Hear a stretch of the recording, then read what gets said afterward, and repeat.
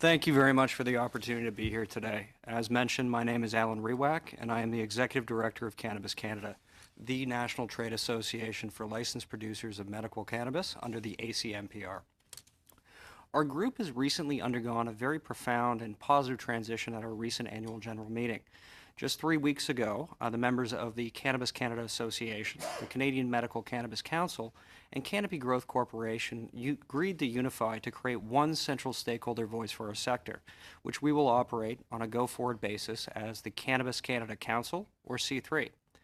I'm very pleased to say that our strengthened and enlarged organization can now confidently say that we represent the vast majority of licensed producers in this country, including large-scale major producers, mid-scale producers, and emerging licensed producers.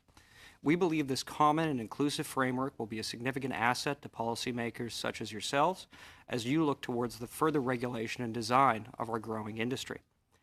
We are collectively committed to investing heavily in Canada and building up great jobs in the long term in the communities we operate in.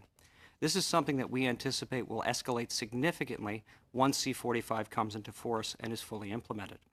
As part of this commitment to building up Canada, we are not opposed to the application of tax on adult consumer use cannabis, despite the challenges that a new taxation regime imposes on a nascent regime.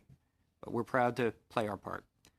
That being said, our members, both large and small, are deeply concerned with the application of excise tax as a sin tax to medical cannabis.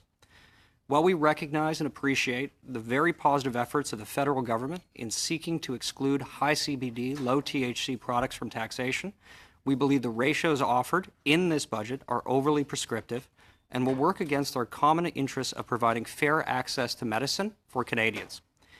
Instead, considering the fiscal risk of harm for legitimate medical patients, some of whom are here today, that the taxation regime proposed will entail, we would propose that we instead adopt a collaborative and iterative approach to this issue. Specifically, C3 would recommend that all taxation on medical cannabis be deferred for a minimum of 1 year.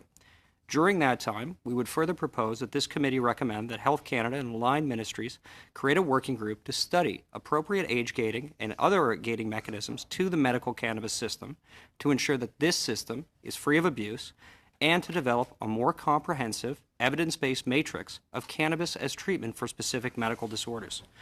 We hope that this new matrix will confidently and reasonably define a legitimate healthcare regime that ultimately will be tax-free, just like other medicines. We believe this approach will give us the information we need to get the medical system right while preserving and respecting the needs of medical patients. In closing, I'd like to thank the committee again for the opportunity to be here, and I'd be pleased to answer questions within our scope of information when available.